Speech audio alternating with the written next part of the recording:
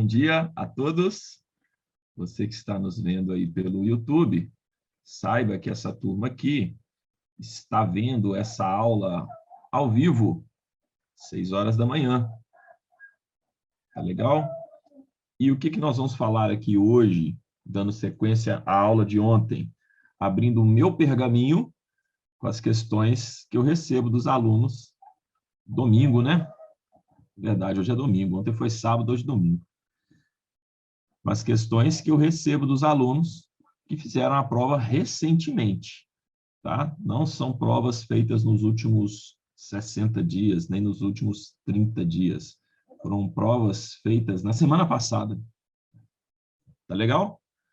Então, nós recebemos aí uma série de questões, conseguimos entender e compilar algumas por completo, outras a gente vai trazer só os temas, mas nós vamos fazer aqui, aproveitem bastante, porque certamente muitas dessas questões vão aparecer na prova de vocês. Para os nossos alunos, não esqueçam daquele combo básico que eu passei na reta final. Resumão cabuloso, simuladão final e aquele simuladão com mais de 200 questões de prova. Combinado?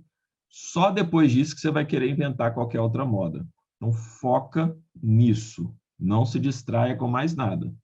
Simuladões finais, resumão cabuloso e aquele simuladão, não necessariamente nessa mesma ordem, né? A ordem, na realidade, é resumão cabuloso, simuladão final e depois aqueles simulados com 250 questões. Tem mais disso. Beleza?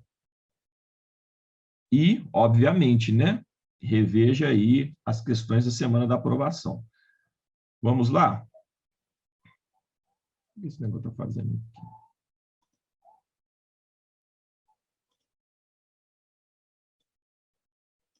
Primeira questão na tela para vocês. Claro, né? Era essa. Isso. Essa já é para pegar aquele peão que está debaixo da coberta.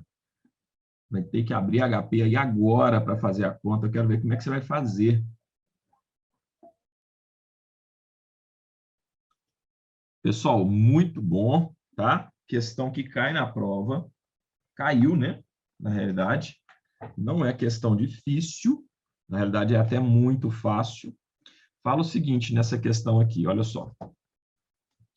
Para quem eventualmente teve um pouco de dificuldade. Não, tá certo.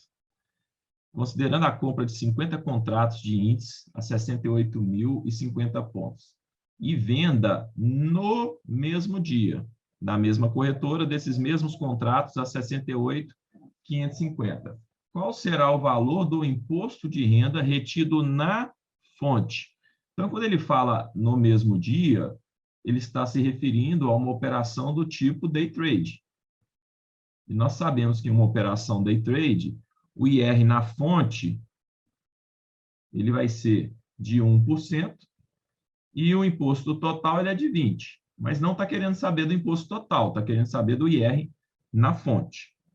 Então, o que eu preciso saber aqui, basicamente, é qual foi...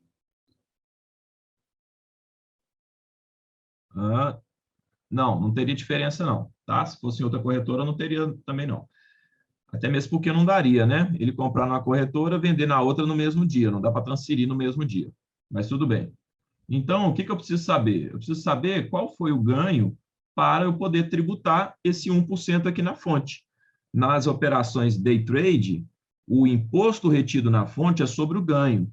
Nas operações à vista, o imposto retido na fonte é sobre o total vendido. Detalhe importante para você já anotar aí. Tá legal? Então, vamos lá. Quando a gente pega aqui na HP... Cadê a HP?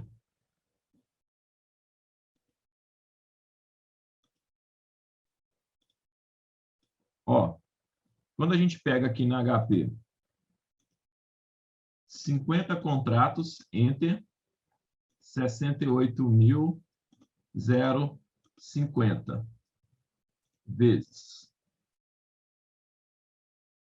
Lembra que cada contrato, pessoal, desculpa, lembra que cada contrato, cada cada ponto representa R$1. Na realidade, é aqui, ó, 68.050, enter. Aí ele vendeu por 68.550. Olha lá, a diferença. Deu R$500 por contrato. O Beguim está acionado, mas aqui não faria diferença, não. Para 50 contratos, esse foi o lucro. Beleza? Olha o que eu fiz aqui, ó. Ele vendeu a 68.550 e comprou a 68.050. O lucro por contrato foi de R$500. Como ele tem 50 contratos, eu vou fazer 500 vezes 50, 50 vezes. Esse foi o lucro. Sobre o lucro, 1%, 250, resposta correta, letra B de bolo. Bem simples, né? É uma questão de cálculo. Qual que é o nível do cálculo? Nível fácil. Cálculo é fácil. Beleza? O que eu preciso mais saber aqui é que o imposto de renda em uma operação day trade, retido na fonte, ele é de 1%. Então, não adianta você saber só o cálculo. Eu preciso saber o conceito. Se eu não souber o conceito, de nada adianta saber o cálculo. Cálculo fácil. Conceito médio. Beleza? Médio 1. Isso aqui é tranquilo de gravar. Amém? Muito bem. Lembrem de anotar aí as certas de um lado, erradas de outro. A gente vai fazer 22 questões hoje. Idêntica, tá, gente? Idêntica. Beleza, pessoal? Vamos lá. Ao explicar para o seu cliente os 3 níveis de classificação de fundos Ambima, o gerente faz as seguintes explicações. Nós sabemos os 3 níveis, que é o nosso CRE. Beleza? O que é o CRE? Nós vamos classe de ativos, risco e estratégia. Estratégia, tá? Forma aqui o nosso CRE. Vamos lá. O primeiro nível faz referência à classe de ativos, ok. O segundo nível identifica os tipos de gestão e risco, ok. E o terceiro nível identifica as estratégias de investimentos, ok. 1, 2 e 3 estão corretas. Beleza? Resposta correta, letra D de dado. Pessoal, se mesmo após a explicação ainda tiverem dúvidas, não deixem de perguntar, combinado? Próxima. Para você que está ao vivo, né? Para você que está aí no YouTube, você vai ter que mandar o seu comentário. A gente entra aí depois para poder responder. Vamos lá? O cliente comprou ações de uma empresa em um IPO. Ele comprou pelo valor de R$20 cada. Depois de um tempo, ele vê que essas ações estão sendo negociadas a 10. Resumo. Levou chumbo. Chumbo na asa. Beleza. 50% de queda, né? Sabendo disso, ele diz que se realizar a venda agora, vai confirmar a decisão errada dele e realizar o prejuízo. Não posso vender agora. Só tem que segurar, né? É interessante o investidor é o seguinte, ele compra, fala assim, vou comprar rapidinho, eu vendo aqui, né? Vou ter um lucrinho vendo. Aí a ação cai 50%, ele fala, não, mas eu sou investidor de longo prazo, agora eu vou manter. Mas por que você não vende? Não tem outra ação com melhores perspectivas de ganho? Não, porque se eu vender, vai confirmar minha decisão errada e vou realizar o prejuízo. Ao realizar o prejuízo, como eu não quero ter o prejuízo, eu não vendo.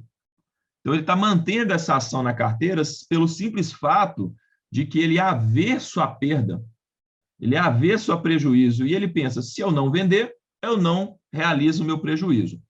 Esse comportamento, segundo as finanças comportamentais, é ligado à aversão à perda. Beleza? Estou confundindo muito sobre esse assunto, principalmente sobre ancoragem, disponibilidade. Então você está confundindo só tudo. Mas nós vamos fazer mais questões para a gente poder praticar, tá? E a dica aqui, gente, basicamente, sobre as heurísticas, tá? a dica que a gente coloca, você tem que fazer bastante questão para praticar, mas basicamente das principais, tá? Você vai ter aqui a disponibilidade, você vai associar com aquilo que está perto. Notícia recente. Notícia recente. Curto prazo. Curto prazo, que é um U, tá? Curto prazo. A representatividade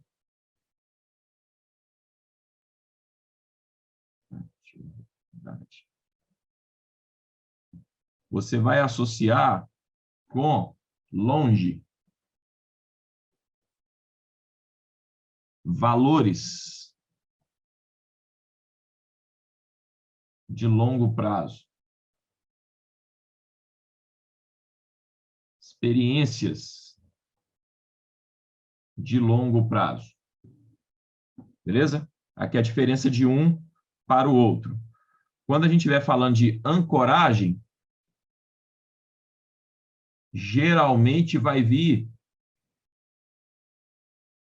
aqui, ó, dar um número ou valor de âncora. Âncora barra referência.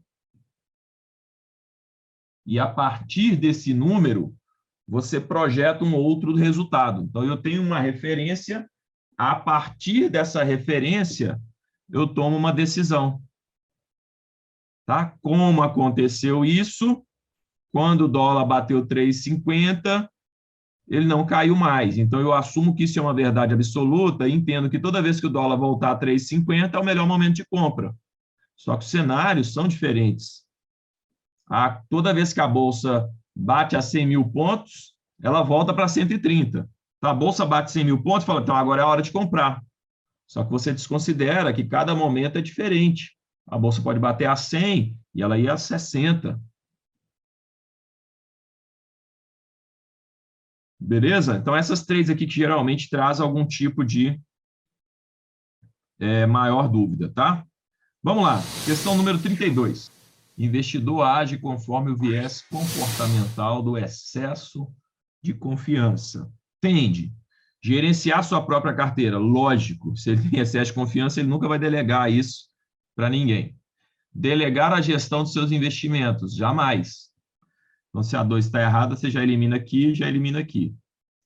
Movimentar com muita frequência os ativos da carteira. Exatamente. Isso, inclusive, é uma das principais características do excesso de confiança. Ele movimenta muito a carteira achando que está abafando, né, que está ganhando, só que muitas vezes ele desconsidera fatores operacionais como custos, taxas. Então, ele acha que ele está ganhando, sendo que no final ele acaba perdendo. Tá? Então, aqui, 1 e 3, resposta correta, letra B. Caiu uma questão na prova também.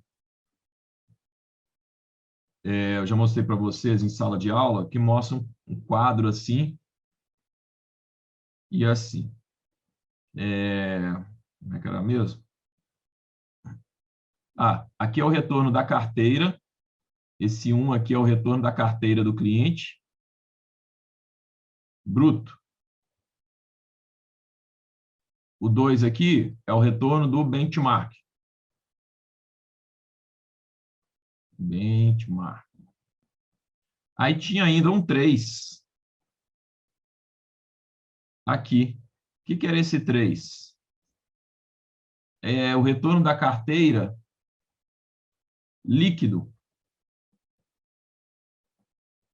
de taxas e imposto. Então, o que mostrava? Mostrava que o cliente achava que ele estava, né, abafando aqui, ganhando do benchmark. Beleza? Opa, estou ganhando, olha só o tanto que eu estou ganhando aqui do benchmark. Toda essa diferença aqui, ó, é o quanto eu estou ganhando do benchmark. Só que na hora que você vai deduzir os custos e as taxas, o retorno dele ficava baixo. Então, aí perguntava, esse gráfico mostra que tipo de comportamento, né? é o excesso de confiança também, beleza? Só uma outra forma de perguntar sobre esse tema, excesso de confiança. Muito bem, mas aqui é a resposta correta, a letra B. Próxima. Essa tá boa, hein, pessoal? Essa tá muito boa. Já temos respostas A, B, C e D. Alguém acertou. Esse é o conceito da diversificação. Você marca, né, todas as alternativas, uma delas vai estar certa.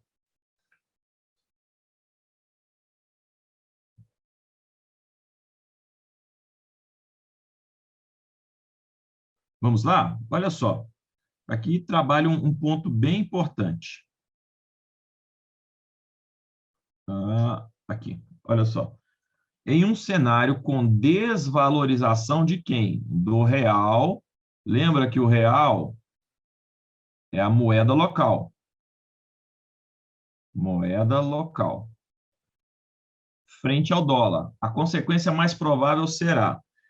Para não confundir, pessoal, é muito importante que vocês anotem, tá? Então, olha só. De um lado eu tenho dólar, do outro lado eu tenho o real, que é a moeda local. O que está acontecendo? O real está desvalorizando. Então, se o real desvalorizou, significa que o dólar valorizou. Simula o dólar valorizando para você visualizar melhor, tá? Imagina o dólar a R$ 8. Vai, Davi, mas aí é absurdo só para facilitar o seu entendimento, ok? Simula o dólar a R$ 8 para facilitar o seu entendimento. Beleza. Por quê? Isso significa que o real se desvalorizou. O dólar valorizou, o real desvalorizou. Aí começa a raciocinar, com dólar a R$ 8, é melhor ou pior para as exportações? Melhor. Por quê? A cada $1 vendido, a pessoa vai receber R$ 8. Então, para as exportações, a alta do dólar, a valorização do dólar e, consequentemente, a desvalorização do real é muito bom para as exportações. Então, você automaticamente já tem que considerar que aumento da margem das exportações. Então, você já elimina a letra B e já elimina a letra D. Vamos na parte mais fácil. Por que aumenta a margem das exportações? Porque quem vai importar vai ganhar mais. A cada $1 vendido, né, vai receber R$ 8. Essa parte aqui está claro para todo mundo? Pessoal que marcou letra B, D aí, tranquilo? Agora vamos pensar em relação à conta turismo, tá? A conta turismo contabiliza o dinheiro que entra no país através do turismo. Com dólar a R$ 8, o gringo entrando aqui, o dinheiro dele vai ser muito valorizado. Então ele fala assim, onde é que o meu dinheiro é valorizado? Ele vai olhar para o Brasil, vai ver a cotação, fala, opa, vamos lá para o Brasil, vamos para o Rio de Janeiro, tomar caipirinha. Beleza? A paçoca custa R$ 2, quando o cara, com $1, olha só, com $1, ele consegue comprar 4 paçocas de R$ 2. Olha só, com $1. Então, o dinheiro dele é muito valorizado. Então, a gringaiada vai vir aqui para o Brasil gastar os seus dólares aqui, porque o dólar estará muito valorizado frente ao real, estará desvalorizado frente ao dólar. Então, sempre façam essa relação e simulem.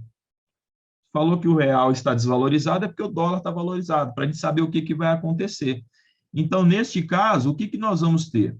Neste caso, nós vamos ter uma redução no déficit da conta turismo. O que é redução no déficit? A conta estava negativa.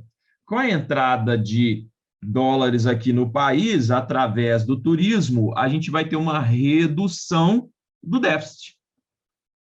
Resposta correta, letra A. Redução do déficit na conta turismo e aumento das margens das exportações. Pessoal, após a explicação, ficou claro? Você conseguiu entender como que a gente tem que raciocinar essa questão? Beleza? Muito bem, ótimo. Próxima. Uma questão sobre custo médio ponderado de capital. Eu coloquei a fórmula aqui para vocês, porque a fórmula terá lá na prova. Beleza?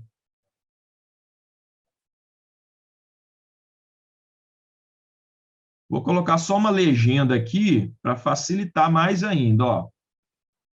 O D é a dívida, PL, patrimônio líquido,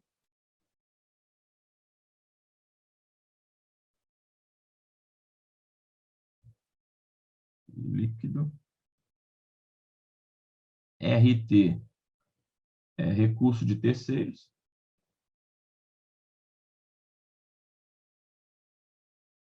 IR é IR, IRP recurso próprio.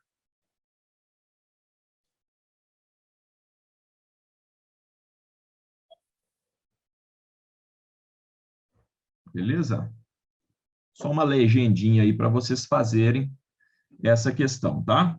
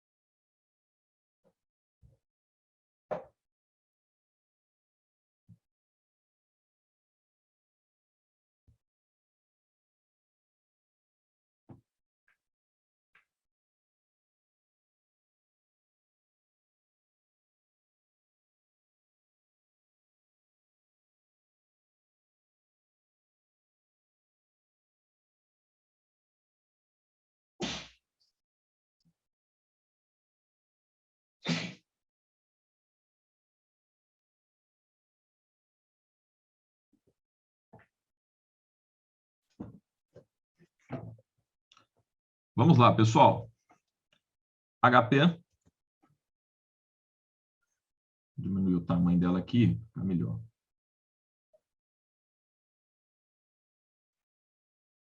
Tá lá no cantinho.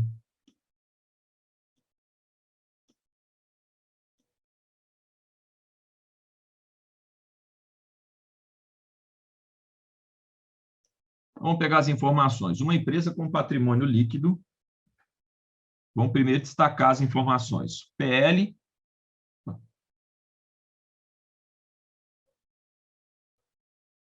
PL, 20 milhões. Dívidas, 90.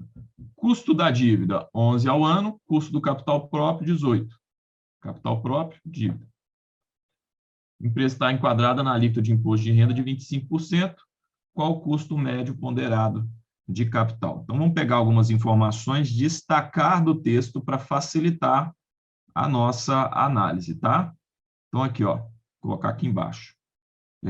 PL igual 20 milhões.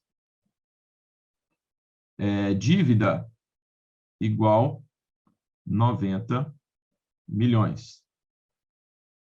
Custo da dívida. Então, o custo da dívida igual a 11%. Tá? Esse 11%, na fórmula, vai ser 11 por 100. 100 divide. Olha lá, vai dar 0,11. Eu já vou colocar aqui na frente, tá? 0,11. E o custo do capital próprio? Custo do capital próprio igual a 18, que equivale também a 0,18. Imposto de renda aqui, 25. Agora eu só vou substituir na fórmula. A fórmula está aqui, ó. Então, o custo médio ponderado de capital vai ser dívida, 90 milhões, dividido dívida mais PL. Dívida mais PL, 90 mais 20. Já vamos fazer direto aqui. 110 milhões. Beleza? Vezes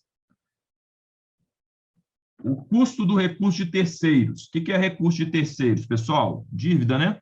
Porque eu tenho capital próprio, Dívida é o recurso de terceiros, que vai dar vezes 0,11, vezes 1 menos IR. 1 menos 25% vai dar 0,75. Vou colocar um vezes aqui, ó. Aqui vezes também. Mais o PL, ó, o PL, 20 milhões, dividido dívida mais PL, que a gente já sabe que é 110. Faltou ali, né? Vezes, vamos ver se vai dar, o custo de capital próprio, que é 0,18. Vou fazer um enxertozinho aqui só para ficar claro. Foi mal dimensionado, 0,18. Então, eu tenho que fazer aqui, lembra, multiplicação e divisão primeiro. Então, resolvendo aqui, ó, 90 dividido por 110, se eu jogar para o outro lado aqui para colocar aqui para cima. Então, vamos fazer aqui, ó, 90 dividido por 110, divide 0,11 vezes 0,75 vezes. Beleza? Aí eu não vou colocar aqui já o mais, porque eu tenho que resolver a outra conta, depois somar. Enter. Deixa eu resolver a conta aqui primeiro, ó, 20 milhões. Enter, 110. Divide 0,18 vezes, aí eu vou somar com outro. O que eu faço agora? Multiplico por 100, 10,02. Só não entendi de onde veio esse 110. O 110 é a dívida mais o patrimônio líquido. Aqui, ó. 90 mais 20, que é aqui, ó. Dívida mais PL. Dívida mais PL dá 110 milhões. Eu coloquei 0,25 em vez de 0,75. Eu entendi, é porque é 1 menos 25, né? 1 menos 25 dá 0,75. Você colocou o imposto. É 1 menos o imposto. Então, pessoal, aqui nesse tipo de questão, vai dar a fórmula para vocês na prova, e o que a gente tem que fazer? Eu sugiro, não fica pegando aqui direto e lançando a fórmula, não. Anota as informações, beleza? Custo do capital próprio, custo do recurso de terceiros, anota as informações antes, monta a fórmula lá no papel que vocês vão receber e vai respondendo.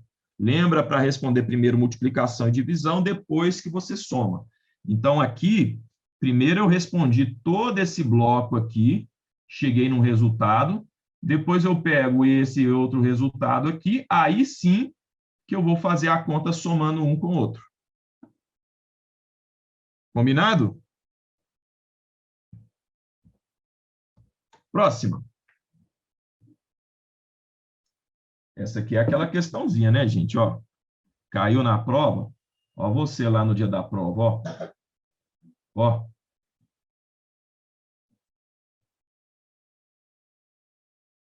Mãozinha para o céu. A resposta da anterior, letra B de bolo. 10,02.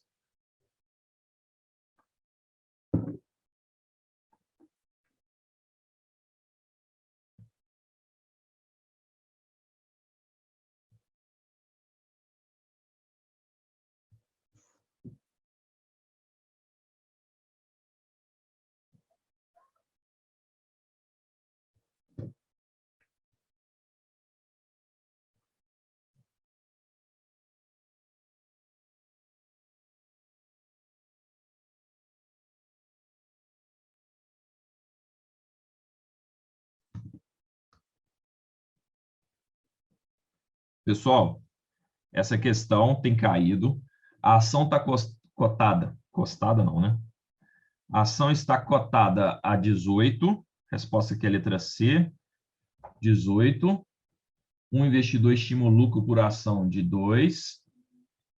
O PL estimado indica que, então, o índice PL é o preço sobre o lucro. Então, o preço 18 sobre o lucro de 2 igual a 9. Tá, Davi, mas o que significa esse 9? Preço sobre o lucro é isso. 9. O 9 significa que você vai ter o retorno do seu capital investido, os 18, após 9 anos, através da distribuição de dividendos. Se você receber por 9 anos um dividendo de R$2, você vai ter, consequentemente, R$18. Então, o índice PL, ele me mostra quantos anos eu levo para ter o meu capital investido de volta através da distribuição de dividendos. Então, a resposta é: o capital investido será recuperado em 9 anos. Esse é o conceito do índice PL na hora que eu estiver analisando a ação, tá? Então, se você tiver em dúvida entre a ação A e a ação B, elas são do mesmo segmento. A ação A tem um índice PL de 5, a ação B tem um índice PL de 12. Por esse critério apenas, você deveria escolher a ação A, porque você vai ter o retorno do seu capital em 5 anos. E aqui você teria o retorno do seu capital em 12 anos. Beleza? Próxima.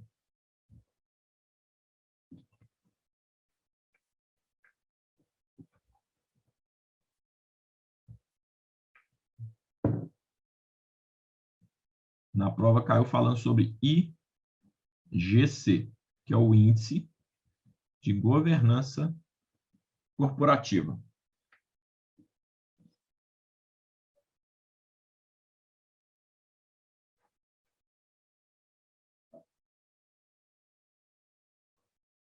Boa, Rayan. Marcelão, Ítalo, Diegão.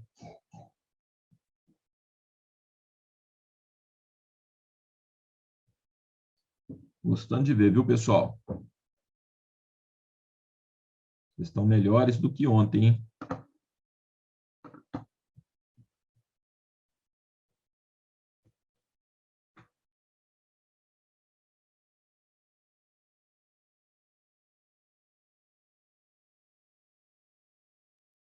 Muito bem, gente, muito bem.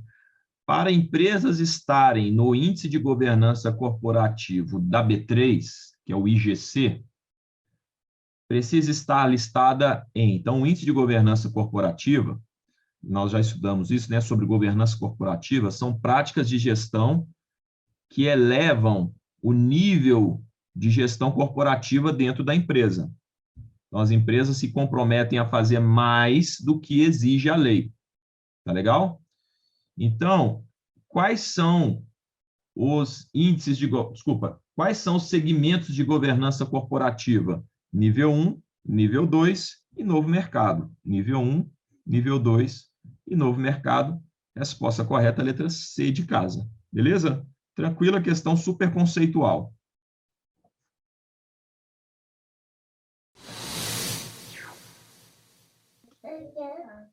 Muito bem, pessoal. Muito bem. Ó, o gestor de um fundo classificado como de capital protegido. Lembra que eu comentei essa questão com vocês em sala de aula? Capital protegido. Adquiriu títulos de renda fixa crédito privado. Exatamente. Respeitando a política de investimentos do fundo. Então, tá tudo ok, ó. Tá ok. Mas, infelizmente, o emissor de tais ativos não conseguiu efetuar o pagamento.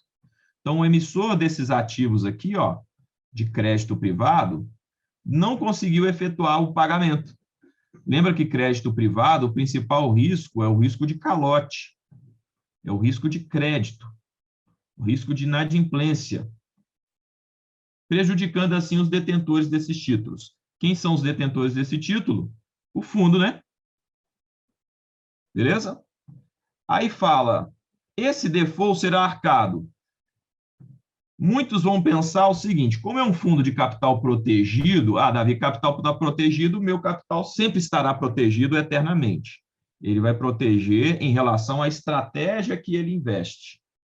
Mas o risco de crédito, ele não consegue proteger.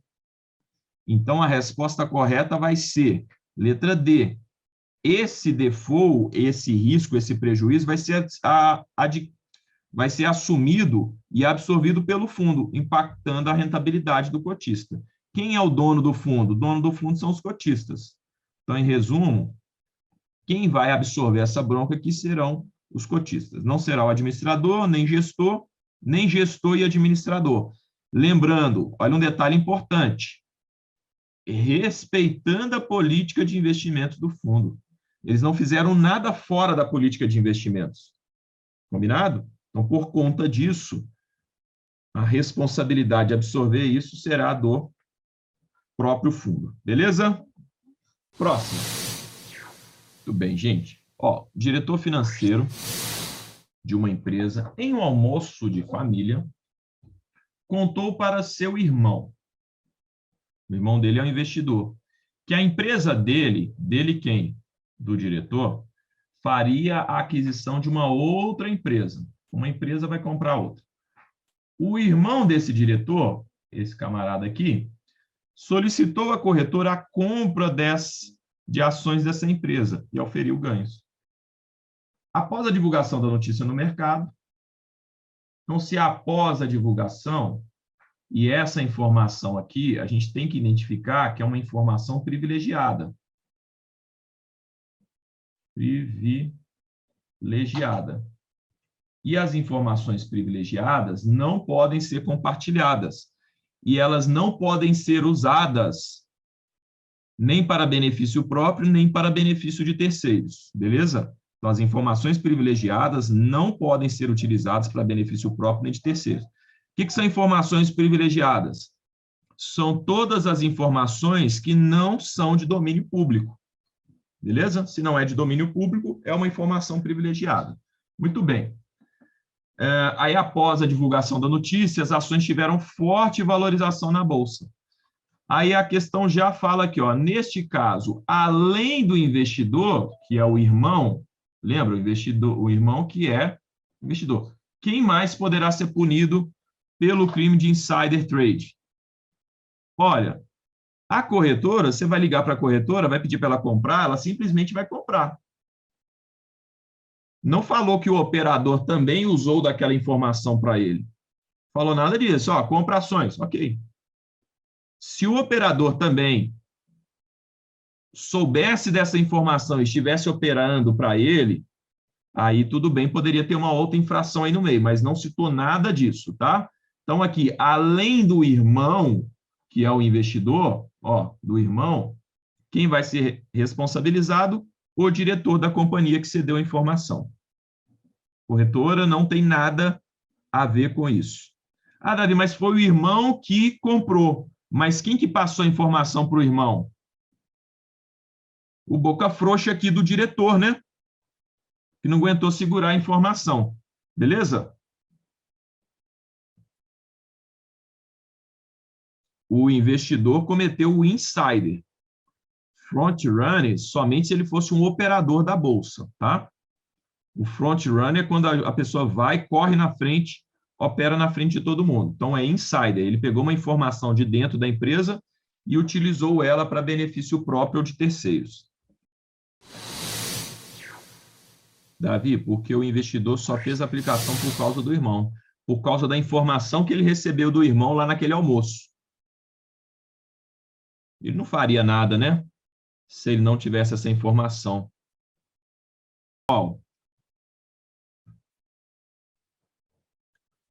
Aqui interessante o seguinte.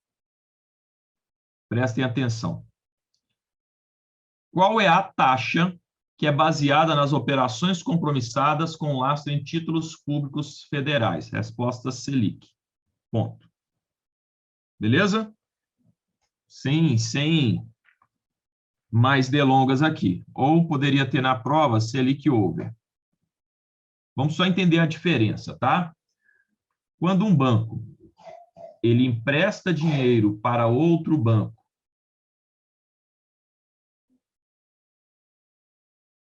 ele empresta dinheiro para outro banco e utiliza como lastro títulos públicos federais, a média das taxas praticadas entre os bancos receberá o nome de taxa Selic over, ou taxa Selic, mesma coisa. Tudo bem? Isso quando utiliza como lastro títulos públicos federais. Quais títulos públicos federais? Falou aqui? Não, simplesmente falou títulos públicos federais. Ponto final. Quando um banco empresta dinheiro para outro banco e utiliza como lastro o CDI, a média das taxas praticadas entre os bancos, utilizando como lastro o CDI, vai gerar a taxa DI. Tranquilo? Beleza. Agora, outra coisa que nós vamos falar. Como que é apurada a taxa TR? Primeira questão que pode perguntar na prova sobre TR. Quem calcula a TR? Quem calcula e divulga a TR? Calcula e divulga a TR. Vai ser o Banco Central. Primeiro ponto. A TR, ela vem da TBF. Mas, Davi, o que é a TBF? É a média, presta atenção na diferença, média dos títulos públicos federais. Ah, Davi, está igual. Calma lá. Dos títulos públicos federais, olha a diferença. Pré-fixados. Ou seja, das LTNs, média das LTNs. Então, existe uma diferença entre falar média dos títulos públicos federais e eu especificar média dos títulos públicos federais pré-fixados. A ATR, que vem da TBF, ela vem através da média dos títulos públicos federais do tipo pré-fixado. Essa é a diferença de Selic para TR. Combinado? É uma questão fácil, que às vezes a gente pode errar na prova por um detalhe. Beleza? Está esclarecido aqui, pessoal, a diferença entre Selic, DI e TR? Se tivesse lastro em LTNs, seria... Não, seria TR também. É porque a TR ela vem da TBF. Eu achei que Selic era diferente de Selic over. Beleza. Achou errado, mas está bom. Tranquilo, pessoal? Boa questão, né? Uma boa questão para a gente errar na prova se a gente não prestar atenção nesse detalhe aqui. Combinado? Porque é uma questão daquelas fáceis, questão fácil, que às vezes a gente erra, e uma questãozinha fácil dessa que a gente erra faz falta. Faz falta, viu? Próximo. Daqui a pouco a gente vai parar para o café, tá? Daqui a pouquinho. Vocês estão percebendo que a gente está fazendo mais questão de conceito, né? Reforçando o seguinte, para você que está vendo aí pelo YouTube, a prova não é uma prova só de cálculo. A parte de cálculo na prova é tranquila de se fazer, não precisa desesperar. Aprenda os cálculos básicos, que você vai se sair muito bem na prova. Então, eu não fico preocupando de ficar só treinando o cálculo. Você quer treinar cálculo? Faça algumas questões de cálculo, beleza. Mas você precisa saber mais da teoria do que dos cálculos. Os cálculos sem a teoria não funcionam. A única que você vai precisar de cálculo, quase sem teoria nenhuma, são aquelas questões de TI, VPL, desconto de taxa, taxa real, taxa nominal, composição, acumulação de taxa, desconto. Beleza. Agora, as demais, você sempre vai precisar usar a teoria para fazer um cálculo simples. O cálculo é simples, mas você precisa ter o domínio da teoria. Então, a gente vai focar mais aqui na parte teórica, porque é a parte que mais pega na prova. Uma das diferenças entre o mercado a termo e o mercado futuro, então a prova gosta muito de contrapor o mercado a termo e o mercado futuro. Muito comum. Tá legal? Perguntando as características. Lembrando, características do contrato futuro. Ajuste diário das posições. Outra, os contratos são todos padronizados. Padronizados. E aqui a gente tem a chamada margem de garantia. Beleza? No contrato a termo não tem nada disso. Somente nos contratos a termo, os contratos são padronizados. Errado. Padronizado é aqui, ó. Somente nos contratos a termos tem ajuste diário. Errado, ajuste diário é aqui. Somente no contrato futuro tem ajuste diário. Correto. Somente nos futuros é possível fazer hedge. Não. Resposta correta, letra C de casa. Tá? Só pedir para voltar na 40 aqui, só para tirar foto. Dá um print.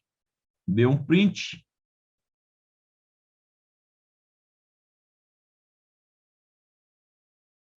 Próxima questão. Ó, vocês vão lembrar desse médico aí, viu? Comprando equipamento de ultrassonografia.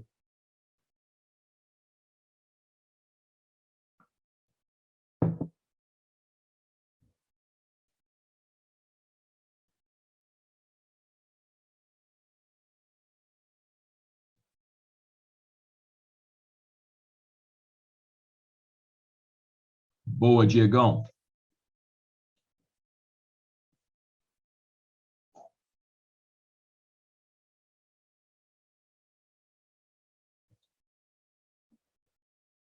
Muito bem, pessoal. Muito bem, estão matando a pau. Ó, médico residente no Brasil quer importar um equipamento de ultrassonografia, sabendo que ele deseja se proteger de um risco cambial, o que ele deveria fazer? Vocês decoraram essa daqui, não tem problema, porque ela tem caído na prova desse jeito. Mas o que ele quer fazer? Ele precisa travar a taxa. Certo? Como que ele trava a taxa? Fazendo uma NDF. A NDF é um contrato que você trava o dólar, a taxa do dólar, para uma data futura. Ok? Então, quando você importa o equipamento, você tem que pagar ele quando chegar. Então, dentre o período que você importou, comprou, e o período que vai chegar, que é quando você vai pagar, o dólar pode ter fortes variações. E isso pode te prejudicar financeiramente. Então, o que eu faço? Eu garanto já a taxa de agora para uma data futura, através da compra do dólar através de uma NDF. O que é uma NDF? É uma trava do dólar, da taxa do dólar, para uma data futura. Mas trava em um valor acordado ou no valor do dia? No valor do dia. Até mesmo porque você considera o seguinte, se eu fosse comprar hoje, quanto que eu gastaria? Ah, 200 mil reais. Ó, desculpa, 100 mil dólares. 100 mil dólares. 100 mil dólares hoje dá quanto? Ah, 550 mil reais. Então, você garante que daqui a X tempo você vai gastar os mesmos 550 mil reais, que você trava com a taxa daquele dia.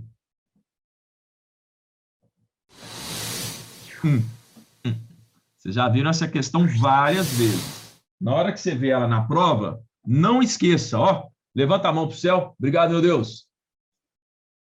Não esqueça de agradecer.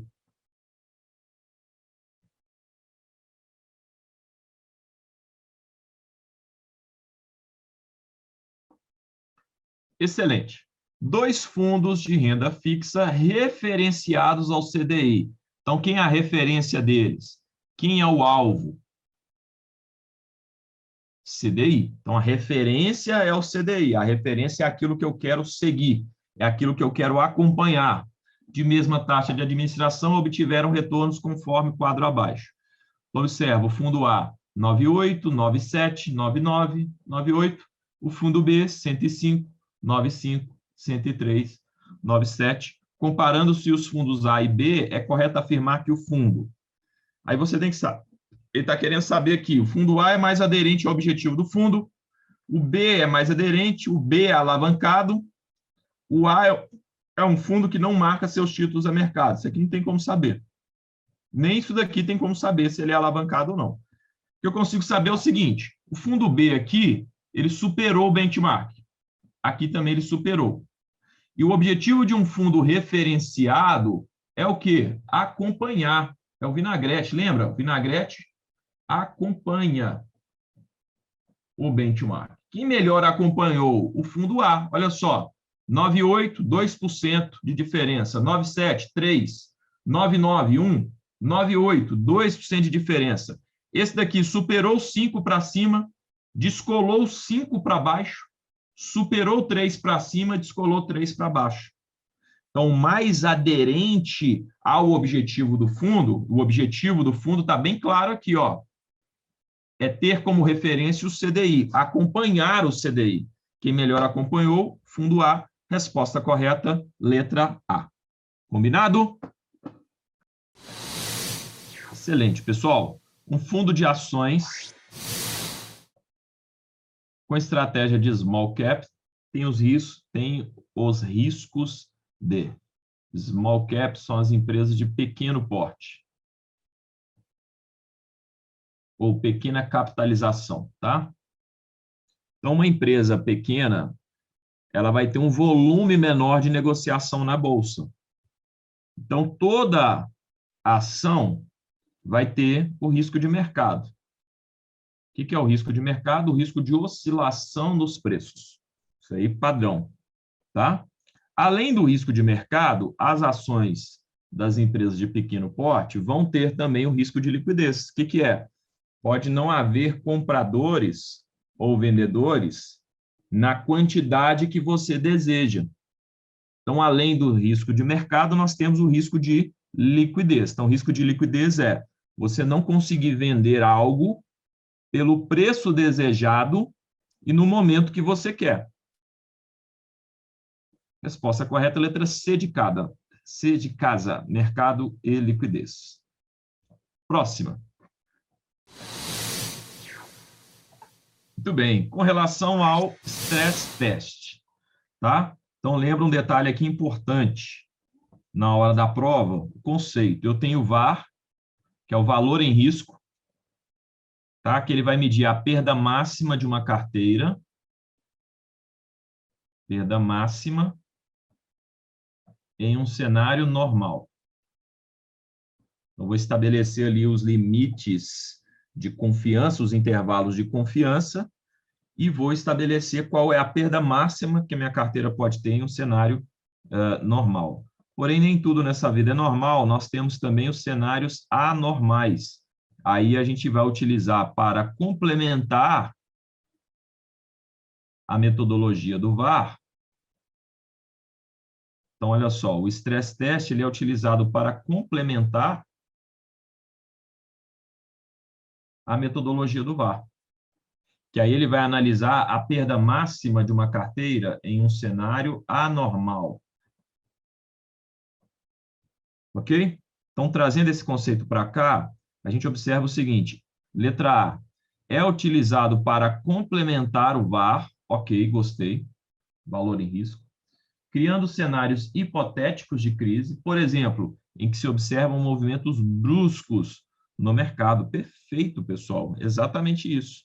Esse é o conceito do stress test, é uma metodologia que vai complementar aquele teste feito lá pelo VaR. Tudo bem?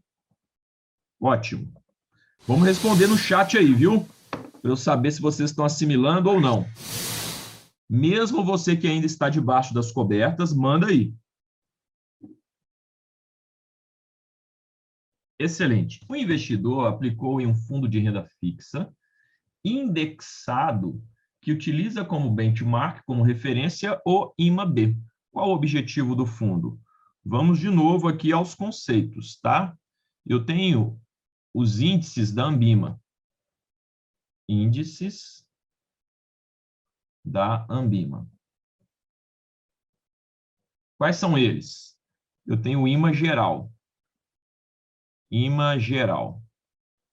O que o IMA geral pega? A média de todos os títulos públicos federais. Todos. A média de rentabilidade de todos os títulos públicos federais. Depois eu tenho o IMA-S. Esse S aqui, ó, é S de Selic. Então, ele vai pegar a média de todos os títulos públicos pós-fixados, as L, F, T. Você lembra do T aqui, ó? O T está depois, é pós-fixado na Selic. Depois nós temos o IRFM, o F aqui, ó, de fixo. Vai pegar a média de todos os títulos pré-fixados. Beleza? Aí, legal. Aí depois eu tenho a série dos IMAs, B. IMA B. Esse B aqui é B de Brasil e a inflação oficial do Brasil é o IPCA. Então, lembra, ele vai pegar a média de todos os títulos públicos, não privados, todos os títulos públicos federais atrelados ao IPCA. Aí nós vamos ter o IMA B5 e o IMA B5+. B5, títulos com vencimento em até 5 anos.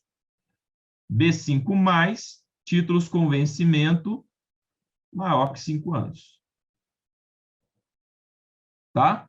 Mas o B aqui é porque são títulos atrelados ao IPCA, títulos públicos atrelados ao IPCA. Aí aqui tem uma pegadinha, ó, investir em títulos privados, tá errado, atrelado ao IPCA. Então, às vezes o aluno lê aqui rápido, né, e acaba confundindo, e o correto é investir em títulos públicos federais indexados ao IPCA. Resposta correta, letra D de dado. Beleza? Próxima. Podem ler com calma. Muito bem, pessoal. Vamos lá. Olha só. Um fundo adquiriu para a carteira uma NTNB com vencimento para 15/5. Está errado, né? Vou colocar 2020, não, peraí.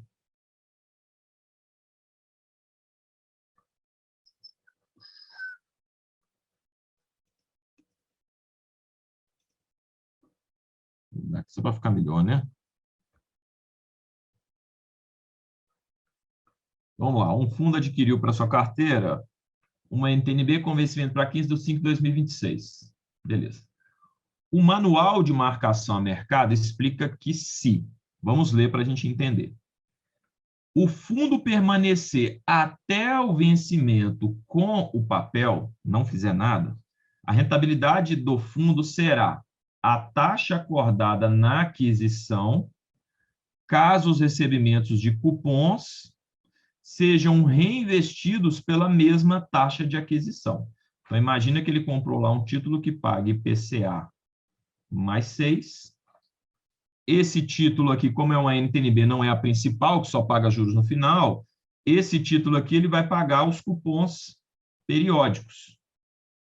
Se você pega esses cupons e reinveste nessa mesma taxa e leva os papéis até o vencimento, a sua rentabilidade vai ser exatamente o que foi acordado. Essa afirmação está correta, tá? Então, a 1 aqui está correta. Se a 1 está correta, você elimina a letra D de dado. Aí aqui fala, 2.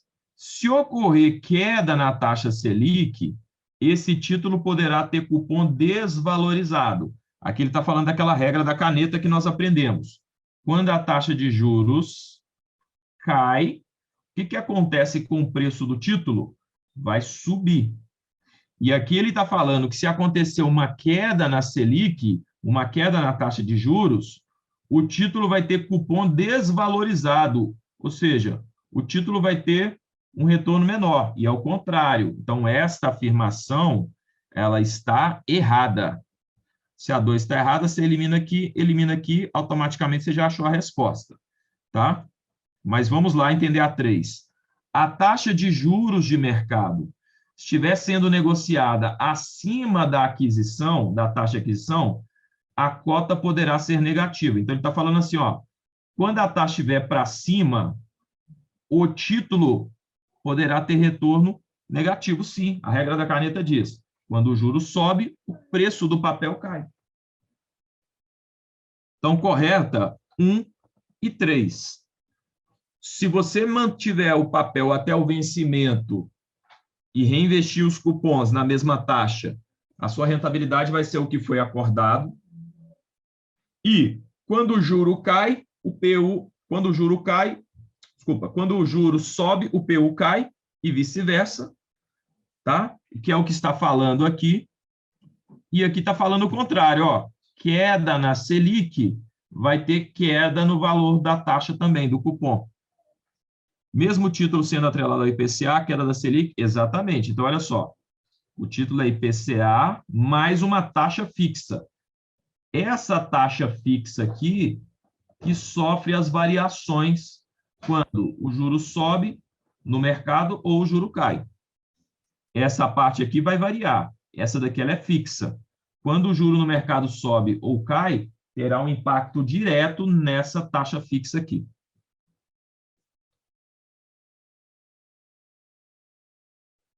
Regra da caneta, então, não seria só para renda fixa. Na realidade, isso daqui é renda fixa, que a renda fixa são títulos públicos e títulos privados. Tudo isso está debaixo da renda fixa.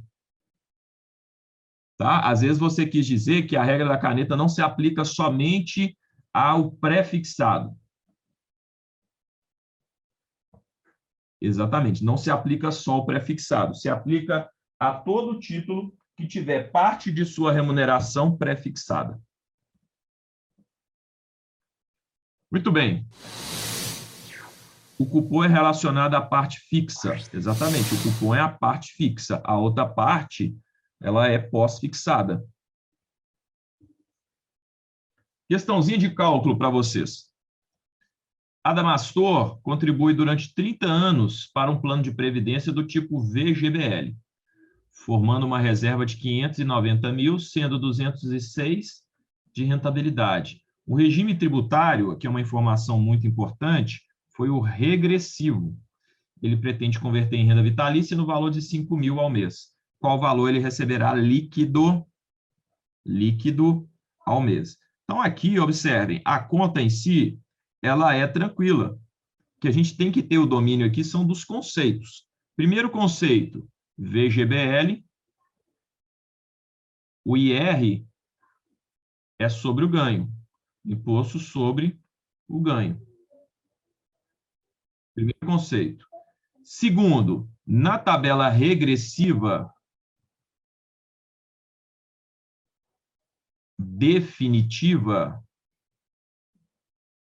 recolheu, acabou. Então, aqui não há espaço para fazer nenhum tipo de compensação no imposto.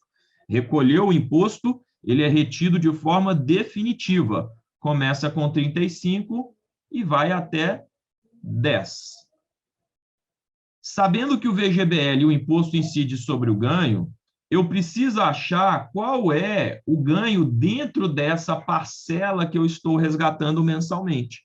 Então, aqui a gente vem para a nossa HP fazer a seguinte conta, olha só. Eu tenho 590 mil, enter. E o meu ganho foi de 206.500. Então, o meu ganho dentro dessa parcela, ele foi de 35%. Desculpa, o meu ganho em cima do montante é de 35%.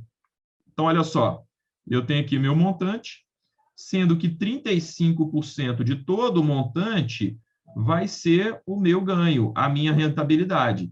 E o VGBL, lembra, o imposto é sempre sobre o ganho. Então, fazendo a proporção, se você resgatar, por exemplo, 10 mil reais ou transformar numa renda de 10 mil reais, 35% desses 10 mil é a parte proporcional do ganho, e assim sucessivamente. Então, você vem aqui, está resgatando quanto?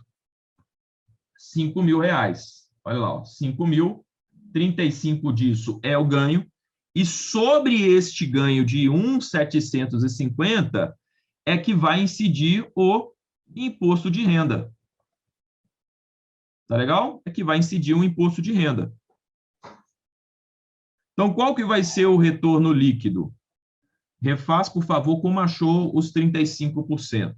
Refaço. Você vai pegar 590 e vai ver 206.500, quanto que 206.500 representa de 590. Então, ó, 206.500, percentual sobre o total. Beleza? Percentual sobre o total. Então, dentro dessa parcela de 5.000, 35 é o ganho. Sobre esse ganho, eu vou tributar quanto? Como o prazo aqui, ele contribuiu por 30 anos, a gente sabe que depois de 10 anos, o imposto, ele finaliza aqui em 10%. Então, sobre esse 1.750, eu vou tirar 10%. Olha lá, 1.575. 1.575 é o ganho líquido. Se você pegar 5.000, 35%, esse aqui é o valor do principal, 3.250. 3.250 é o principal. E aqui é o ganho líquido. Quando você soma um com o outro, 1.575, você acha 4.825. Vai ser a renda mensal líquida que esse investidor vai ter. Ok? Então, o que eu fiz aqui? Eu peguei naquela parcela dos 5.000, eu peguei 35% que foi o ganho e apliquei o IR de 10%. Ok? Aí eu peguei e somei com os outros percentuais aqui, que seria os 65%. Beleza? Então, esses outros 65% é o seu principal. Olha aqui, ó, principal. E esse 35% menos o IR é o seu ganho líquido. Questão muito característica de prova, viu, pessoal? Próxima. Outra.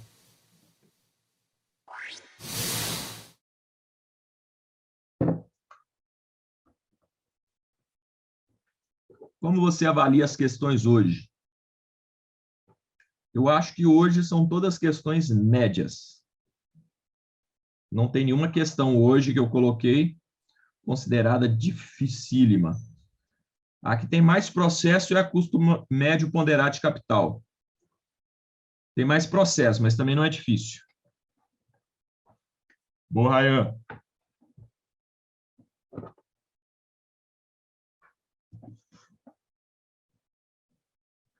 Muito bem. Pessoal, em 2018, o cliente pessoa física fez as duas aplicações em previdência do tipo PGBL. As duas foram na tabela regressiva. Desculpa. Em um PGBL. Na tabela regressiva 1 e o outro na tabela progressiva. Então, um na tabela regressiva e o outro na tabela progressiva. Beleza. Aí, em 2019, ele fez o resgate total dos dois planos. Como que eles deveriam ser informados na declaração de imposto de renda? Então, detalhe, tá? A regressiva definitiva, o imposto é retido de forma definitiva, exclusiva, tá? Então, ó, associa a palavra definitiva com exclusiva. Exclusiva. Ok? Definitivo, exclusivo, não tem mais nada a que se fazer. Por quê? Na tabela regressiva, o imposto começa com 35, chega em 10, recolheu, acabou, não tem compensação a ser feita. Tá? Já quando você faz na tabela progressiva, ela é passível de compensação no seu imposto de renda. Essa compensação, ela vai de 0 até 27,5%. Então, vai recolher lá na fonte 15%, você leva para a sua declaração de ajuste e você pode ou ter imposto a restituir, ou ter que complementar, ou ainda ficar no 0 a 0 aqui, né? Então, aqui é muito semelhante ao seu salário. Seu salário, quando você recebe seu salário no banco, o banco já tributa na fonte um pedaço, depois você leva aqui para a sua declaração de ajuste, vai lançar as suas despesas para ver se você vai ter valores a restituir ou se vai ter que pagar mais. Então, ele é muito semelhante aos rendimentos recebíveis por PJ. Porque quando você recebe o seu salário, né, da empresa que você trabalha, você tem que fazer a compensação disso se você faz ali na tabela progressiva. Você é passível de fazer ajuste. Então, a resposta correta é rendimento sujeito à tributação exclusiva e rendimento tributável recebido de PJ. Beleza, pessoal? Questão certeira de prova, viu?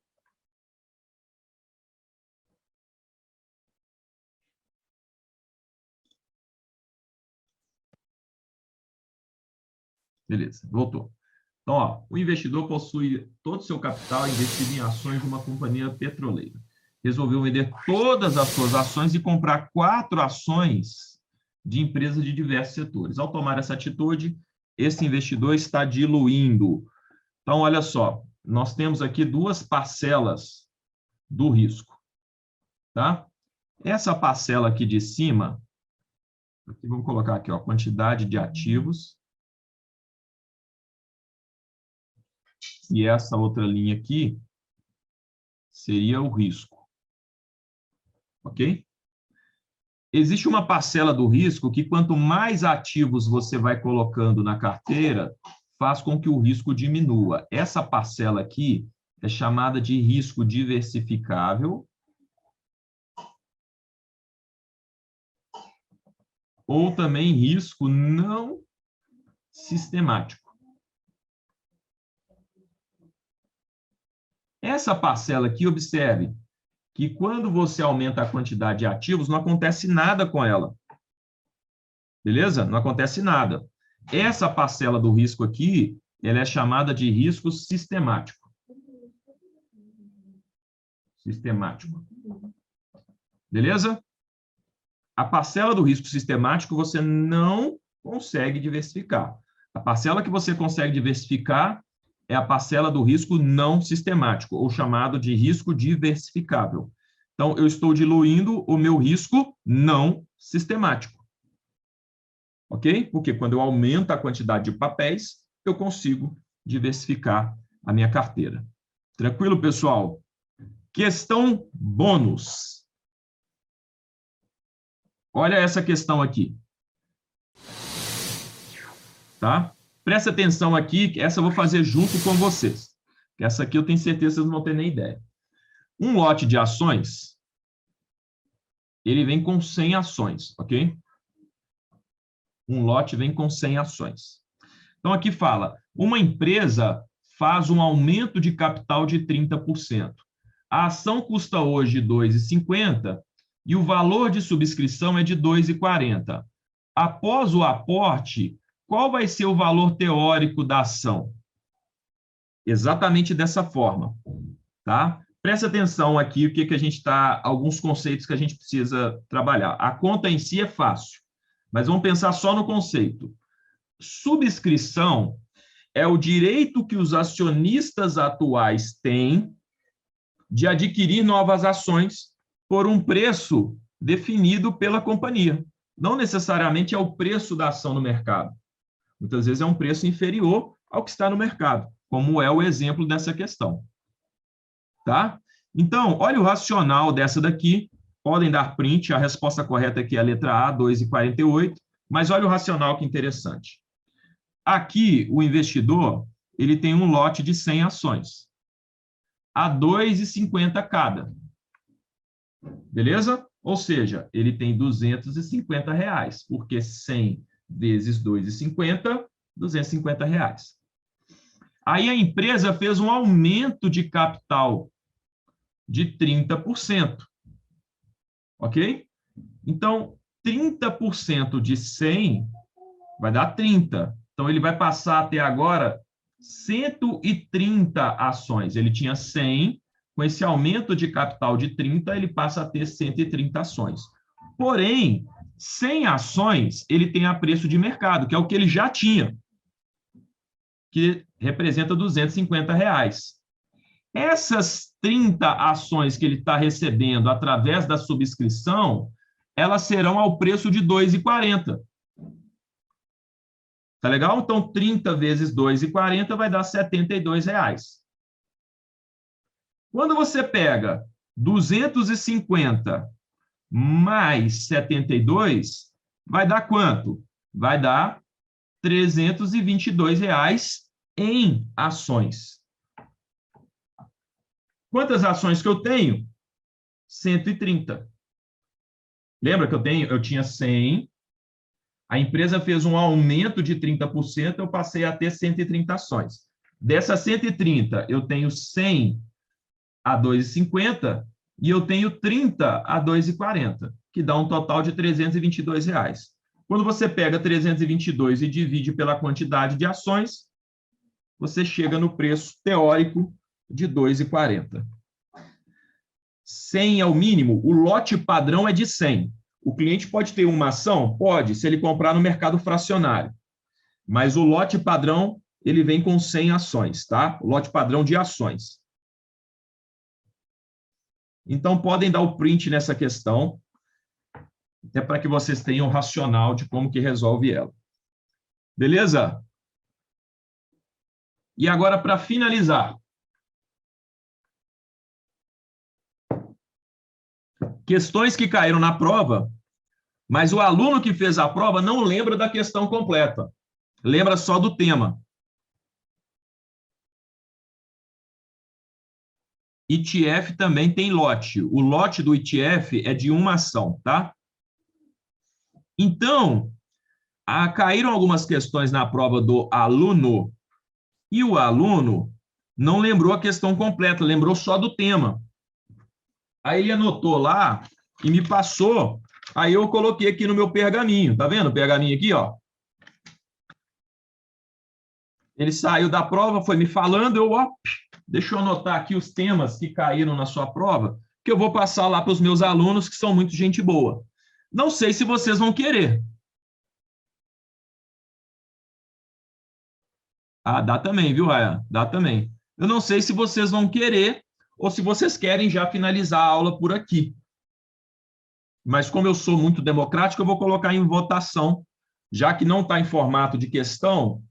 Davi, se não está em formato de questão, também não vou querer, não. Não quero, não quero, não, vamos acabar a aula agora. Não, hoje é domingo, isso é judiação. Não, não. Não preciso dessas questões.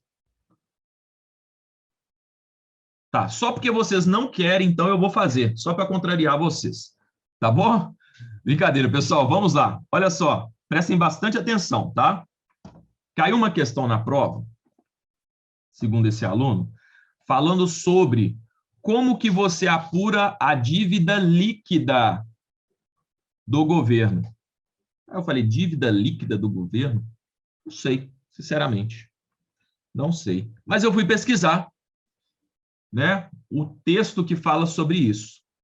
Então, dentre as alternativas, tinha falando que a dívida líquida dos títulos públicos federais, descontado alguma coisa fiscal, e tinha outras 3 lá, sendo que a resposta correta é: o que é a dívida líquida do governo federal? Dívida líquida.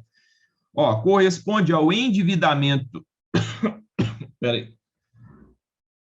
Corresponde ao endividamento líquido, balanceamento de débitos e créditos, ou seja, valores a receber e a pagar, do governo federal, inclusive da Previdência Social, dos governos estaduais e municipais, junto, essa parte aqui que é importante, tá? Porque quando a gente fala de dívida líquida do governo, a gente vai pensar que é só título público federal, mas olha só, junto ao sistema financeiro público e privado, setor privado não financeiro e a dívida que o governo tem com o resto do mundo. Então, o governo ele emite títulos e esses títulos também são comprados pelas instituições privadas. Tá? Então, vai ter lá, o texto falava sobre isso, então a dívida líquida inclui todos os recebimentos dos títulos públicos emitidos para instituições privadas, instituições públicas, tá? Não tem nada relacionado à parte fiscal, combinado? Nada relacionado à parte fiscal. Então, dívida pública emitida pelo governo, certo? E essa dívida também pode ser adquirida por instituições privadas. Primeira. Segunda, aqui, nós não fizemos nesta aula minha, tá? Mas vocês, imagino que vocês fizerem outras, mas nós fizemos também em sala de aula e nós temos também essa questão para treinar sobre isso nos nossos simulados, que fala sobre o risco de uma carteira com 2 ativos. Cai na prova, tá? Tem caído também na prova. Você tem que utilizar aquela fórmula gigante e depois não esqueça, tirar a raiz quadrada. Muito importante. Se você esquecer de, ao final, tirar a raiz quadrada de toda aquela fórmula, não vai adiantar nada você ter feito todos aqueles cálculos. Caiu uma questão simples de CAPM, muito simples, tá? Basta pegar as informações, a diferença é que já dava o prêmio de risco da carteira, então você não precisava fazer, né, o retorno menos o risk-free, mas é uma questão simples de CAPM. Tinha uma questão falando sobre duration. O que é duration? O prazo médio de uma carteira. Aí, segundo o aluno, era mais ou menos assim. Cadê aqui, ó? Tinha um quadro. Aí tinham 3 fundos aqui. Fundo A, fundo B, fundo C. Aqui, se eu não me engano, ele falou que tinha os valores. Certo? Que os valores. E aqui os prazos dos títulos.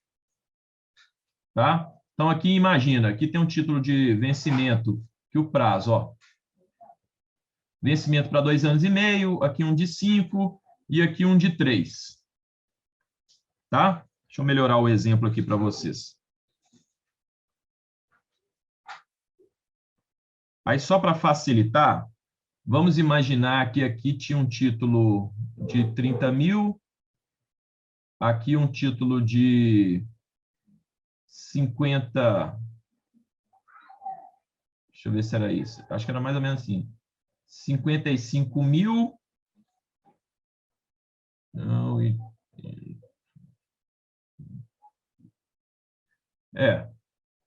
E aqui um título de 15 mil, só para facilitar. Como é que eu calculo o prazo médio dessa carteira, a duration dessa carteira? Duration significa o prazo médio. Como eu tenho vencimentos diferentes e eu tenho valores diferentes aqui também, eu tenho que fazer aqui uma média ponderada. Combinado? Então, aqui eu faço uma média ponderada para eu achar o prazo médio de vencimento dessa carteira. Tá? Então, aqui, ó, valor, enter, prazo, soma mais. Tranquilo? Então, é isso. É simples mesmo. Aqui, se a gente for fazer, é tranquilo. Tá? Mas, se na prova não te der nessa mesma proporção, você tem que calcular a proporção que cada fundo representa. Aqui eu fiz simples, né? Mas na prova você tem que lançar a proporção que cada fundo representa.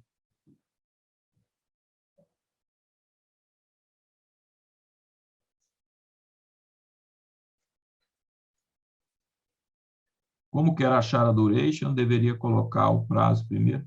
Ah, exatamente, não, você tem razão. É porque aqui naquelas outras questões... Não, você tem toda a razão, Rayan. Na questão, então só corrigindo aqui a tempo. Na questão, como eu quero achar o prazo médio, que é a duration, na hora de responder lá na HP, o que você vai fazer? Você vai colocar o prazo, enter, aí depois você vai colocar aqui, ó, os valores que vão ser o peso. Ok? Porque eu quero achar o prazo médio. E o peso estará aqui nos valores. Tranquilo? É só porque eu confundi com aquelas questões que a gente calcula valor e peso. Então, aqui, ó, eu coloco o prazo, enter, e o peso do valor no soma mais. Tranquilo? Mas é uma questão, pessoal, super simples, tá? Vai mostrar lá o quadro para vocês, vai te dar os prazos, vai te dar os pesos de cada fundo e você faz uma média ponderada. Tá legal? Então, essa daqui, não consegui elaborar ela certinho, mas é simples. Tinha uma outra interessante. Pera aí, gente.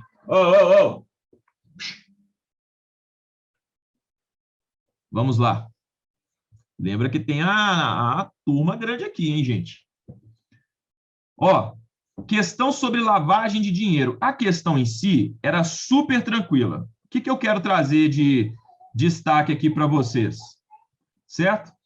É que na questão falava de uma operação suspeita, tranquilo, era uma operação clássica, e perguntava o que a gente teria que fazer. Olha, o que eu faço quando eu identifico uma operação suspeita? Eu identifiquei essa operação suspeita, eu devo comunicar às autoridades competentes. Só que tinha lá dentre as alternativas, aí tinha as 4 alternativas. Tinha lá na letra B, tinha COAF, e na letra C tinha Bacen. Assim, identificar, comunicar e tudo, comunicar ao COAF ou comunicar ao Bacen. Pessoal, a comunicação principal eu faço ao COAF. Beleza? Se não tivesse COAF, professor, tivesse só o Bacen, poderia marcar? Poderia. Tendo COAF e Bacen, você comunica ao COAF, que é o COAF quem vai examinar, analisar e direcionar aquilo para as autoridades depois aplicarem as sanções, as penas administrativas, aprofundar mais, né? Passar ali para a Polícia Federal, aprofundar mais, para poder chegar. Quem cuida da parte do crime é a polícia. Quem julga é o juiz. O COAF examina, avalia, identificou que tem lavagem de dinheiro, aí ele vai e encaminha.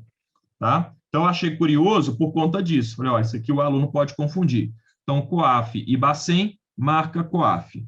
Tá? Aquela questãozinha clássica, estou trazendo aqui porque estava nas anotações do pergaminho. Tá? Isenção de imposto de renda em fundos imobiliários. Quais são os 3 critérios? Então, fundo imobiliário, quem lembra, ele pode, pode, não significa que tem, pode ter isenção de imposto de renda, detalhe, para pessoa física. Desde que atenda a 3 critérios. Critério número 1, o fundo tem que ser negociado em bolsa.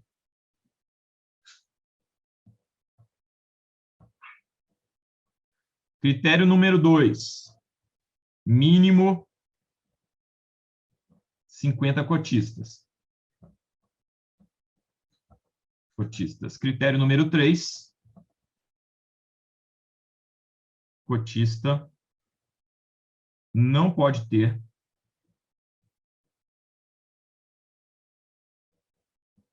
mais de 10% das cotas do fundo. Aí nós temos aqui, olha só, se atender a esses 3 critérios e for destinado à pessoa física, o investidor pessoa física terá isenção nos recebimentos dos aluguéis, que são os recebimentos dos rendimentos. Ok? Então, essa questão caiu, super tranquila também. Tenho certeza que se cair na de vocês, vocês vão matar a pau. Essa daqui também é interessante e curiosa. Perguntava o seguinte: se uma previdência poderia ter déficit atuarial durante o período de diferimento. Não, durante o período de diferimento, não, porque o período de diferimento é o período que eu estou acumulando as minhas reservas.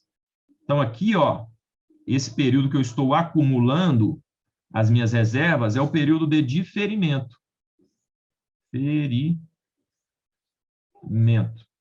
Por que não pode ter durante esse período? Porque aqui eu ainda não transformei em renda. Tá legal? Não foi transformado em renda. Eu estou acumulando o meu capital aqui no tempo. No momento que eu transformo em renda, aí eu posso ter déficit atuarial. que é, sei lá, eles fizeram um cálculo errado, as condições de mercado mudaram bastante. E lembrando, se tiver déficit atuarial, quem tem que cobrir isso é a seguradora. Tá ok? Mas durante o período de diferimento, perguntou se durante esse período poderia ter déficit atuarial. Resposta correta é não pode. Tudo bem? Tem uma pergunta aqui, falando ainda sobre fundo imobiliário, perguntando se não atender a esses critérios, quanto que é o imposto de renda? Ótima pergunta. O imposto de renda de fundo imobiliário, via de regra, é de 20%. A alíquota fixa e única, 20%. Tanto sobre vou colocar entre aspas aqui, os aluguéis, que são considerados rendimentos, quanto sobre o ganho de capital, que é quando eu vendo a minha cota por um valor superior ao valor da compra. Tá? 20%. Se atender aqueles 3 critérios, eu vou ter isenção sobre essa parcela aqui. Combinado? Muito bem.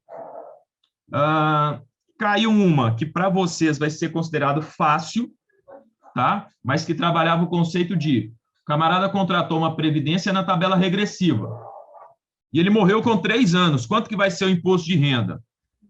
Para o aluno que não sabe disso, ele vai fazer assim, essa é moleza, vai consultar lá na tabela, inclusive a tabela vai estar lá para consulta na prova. Como é que é? 35, 30, 25, 20, 15, 10. Ele vai falar, opa, 2, 4, 6, 8, 10. Morreu com 3 anos, 3 anos está aqui, 30%. Errado. Lembra que tem uma regra, que se o participante morrer em até 4 anos e tiver optado pela tabela regressiva, morreu, o imposto de renda que ele vai pagar vai ser, ele não, né? Os beneficiários vai ser de 25% direto. E depois de 4 anos? Aí segue a tabela normal, tá? Mas aí tinha uma trabalhando esse conceito, seja para fazer um cálculo matemático do imposto de renda líquido, ou seja, mesmo uma questão teórica. O mais importante é saber a teoria. Sabendo a teoria, a gente consegue aplicar lá na hora da prova. Caiu uma questão também falando sobre correlação. Foi uma questão mais ou menos assim. Tinha um quadro. A gente tem essa questão, tá? A gente tem essa questão. Eu vou tentar fazer o quadro aqui. A, B e C. A, B e C.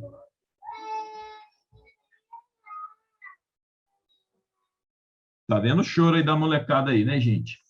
Aí tinha mais ou menos assim, ó. Não. É assim, ó.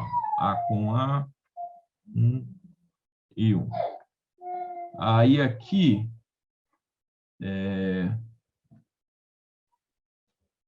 0,5. Aqui, menos 0,2. Aqui, 0,8. Aí, B com C. 0,3. Deixa eu ver se está faltando um aqui. Aqui ia repetir de novo, 0,3. E o C com A, cadê? E aqui 0,8, que repete. Então, aqui é C com A com B, B com A. Exatamente, é mais ou menos assim o quadro, tá? Mais ou menos assim. Aí ele perguntava qual era a combinação, a melhor combinação de investimentos para fazer numa carteira. Qual que seria a melhor combinação, considerando que o cliente quer reduzir o risco? Para reduzir o risco, eu tenho que aumentar a diversificação, aumentar o grau de diversificação de uma carteira. Legal? E a diversificação, quem lembra, ela vai de -1 até +1. Mais 1. sendo que quanto mais próximo de menos 1, maior será a diversificação. Ok? Esse é o conceito. Então, quanto mais na direção de menos 1, mais em direções opostas os ativos vão se movimentar e mais diversificada será a carteira. Analisando esses dados aqui, qual que seria a melhor combinação? Seria o A com o B, que tem um nível de diversificação de menos 0,2, que é o mais próximo de menos 1. Tá legal? Depois eu vou ter aqui, ó, o B com C, 0,3. Depois eu vou ter o... Aqui na redata tá errado, né? Aqui, ó. Essa aqui que eu confundi. Aqui seria menos 0,2 também. Agora ficou certinho. Então, aqui, ó. A com B, A com B. Tem que dar o mesmo aqui, né? Então, qual que é a melhor combinação para esse cliente? Combinar o ativo A com B, que ele tem um nível de correlação de menos 0,2. Mas, no final, você tem que saber desse conceito, que a correlação ela vai de menos 1 até mais 1. Menos 1 significa que os ativos andam 100% em direções opostas ou contrárias. Mais 1, os ativos andam 100% na mesma direção. Quanto mais próximo de menos 1, melhor. Esse é o conceito se você quer reduzir o risco de uma carteira. Amém? Muito bem. Essa daqui também nós temos no nosso etapas do planejamento financeiro. Dentre as etapas, qual que não faz parte do trabalho do planejador? Escolher as ações que irão compor a carteira do cliente. Por quê? Escolher e fazer a análise das ações que vão fazer parte da carteira do cliente é um trabalho que deve ser feito pelo analista, não pelo planejador financeiro. O planejador financeiro, ele vai fazer lá, ó, o DIN. Então, aqui, ó, definir o relacionamento com o cliente. Você tem que praticar isso aqui. Coletar as informações. Depois que eu coletei as informações, eu vou analisar. Depois que eu analisar, eu vou desenvolver uma estratégia, eu vou implementar. E depois que eu implementei, eu vou monitorar. Não faz parte aqui analisar ações, porque analisar ações faz parte do analista. Analista é diferente do planejador. Então, aqui, dentre as etapas, não faz parte a análise de ações que irão compor o portfólio. E uma última aqui, falando sobre o fundo DI com cota negativa. Por que pode ter fundo DI com cota negativa? Vai, Davi, fundo DI, ele não está atrelado à taxa de juros? Sim. Ok? E uma LFT, se vocês olharem lá na apostila, vocês vão lembrar que uma LFT, ela pode ser negociada com um pequeno deságio.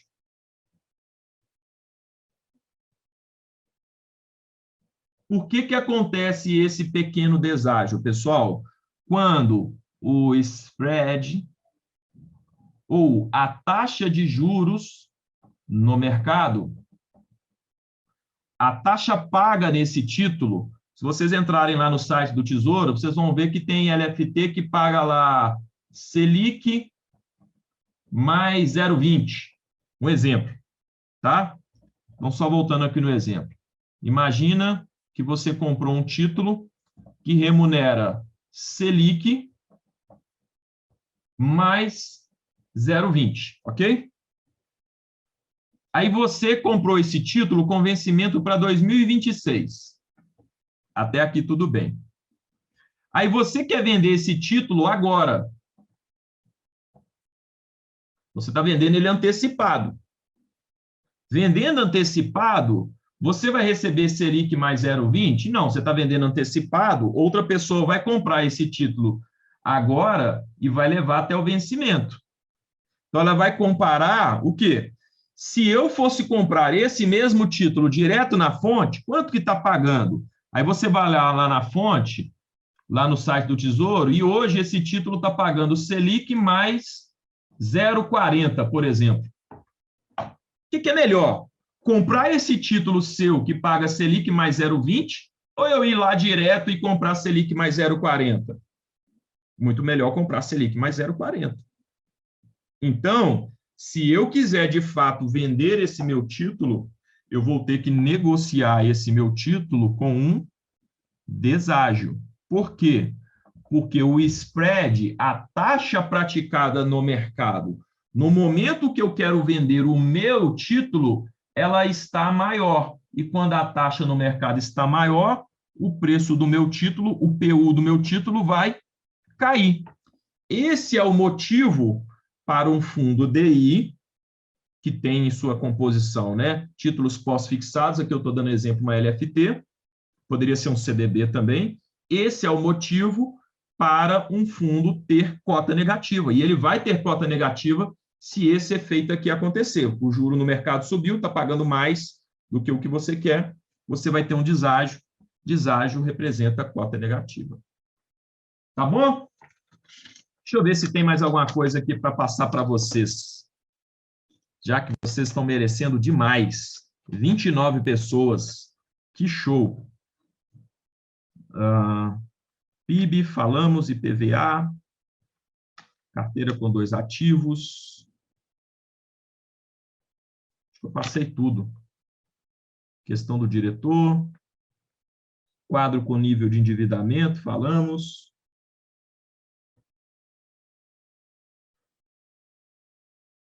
Etapas, capital protegido. Pessoal, é isso, tá? Olha só. Finalizamos a parte que eu, juntamente com os professores, né, nós estamos aí junto com vocês, seja virtualmente ou presencialmente. Agora é com vocês, tá legal? Foquem naquele cronograma que eu passei. O pior é você se perder nessa reta final. Então, eu procurei trazer para vocês um direcionamento, para que vocês não se percam. O meu amigo me passou um simulado. Eu vou pegar o material do fulano, o material do ciclano. Não façam isso. Peço encarecidamente. Não é porque o material do ciclano ou do beltrano é ruim, muito pelo contrário. Vocês vão ver que no final as questões são todas muito semelhantes. Muito semelhantes. Porque todo mundo se alimenta da mesma fonte. Qual é a fonte? Os alunos. Os alunos fazem a prova e falam quais são os temas que caíram. Ninguém consegue as questões da prova. Tá legal? Ninguém tem um banco de dados da prova. O que a gente consegue entender é, com base no analítico, com base no relato dos alunos, o que caiu. E a gente tem questões que, às vezes, trabalham aquele mesmo tema. Mas vocês não vão ver as questões que nós temos aqui lá na prova. Se acontecer, é uma mera coincidência. Tá? Mas os temas todos estão ali. Então, é muito importante, eu queria, mais uma vez, reforçar, que vocês tenham foco nessa reta final. Tá? Para os alunos do nosso curso, que já finalizaram todo o curso, né? Às vezes você fez o curso online, está ainda na metade, mas qual que é o cronograma final? Você deve ler o resumão, e o resumão nosso tem questões e teoria para você poder ler. Resumão cabuloso, primeiro. Segundo, aí você vai fazer os simuladões finais. São 4 simuladões finais, está ao final da apostila. Vai anotar ali qual que é a sua média de desempenho nesses simuladões. Obviamente, você tem que estar tirando acima de 70. Qual que é o número confortável? Se você estiver decorando, não tem nenhum número confortável. Mas se você tiver aprendido, o número confortável é 80%, 85%, você está bem. Tá? Tem garantia nenhuma, mas você está bem. Da mesma forma que se você estiver tirando 50%, não é garantia de que você não vai passar, mas assim, está muito desconfortável. A chance de você não passar é grande. Resumão cabuloso, simuladões finais. Depois, você tem lá aquelas questões extras com 250 questões que a gente conseguiu elaborar com base em relatos de alunos que fizeram provas recentemente. Além de você que participou da semana da aprovação, já praticou aí as questões da semana da aprovação, que 90% das questões da semana da aprovação estão nesse simuladão de 250 questões. Tá legal? Finalizando aqui, eu vou preparar esse material aqui também, vou enviar para vocês, quem quiser refazer essas questões aí, eu vou mandar para vocês também. Beleza, pessoal? Minha prova está marcada para o dia 30. Será que prolonguei muito? Sim, eu acho que sim, mas se você conseguir antecipar bem, se não conseguir, continue estudando até lá. Minha prova é terça de manhã. Alguma dica diferente para esses próximos 2 dias? É isso que eu acabei de falar. Se não fez, faça. Se já fez, aí vai dando uma revisada nesse cronograma aí também, tá bom? É importante descansar. Melhor que ontem, 81%. Qual local eu encontro o resumão cabuloso? O resumão cabuloso, ele está no... Como é que é, gente? O resumão cabuloso está na apostila, tá bom? Na nossa apostila, ao final da apostila. Então é isso, pessoal. Um abraço para vocês. Vou finalizar a gravação aqui. Você, nosso colega que está vendo aí pelo YouTube, segue a gente lá nas redes sociais, dá uma moral lá para a gente.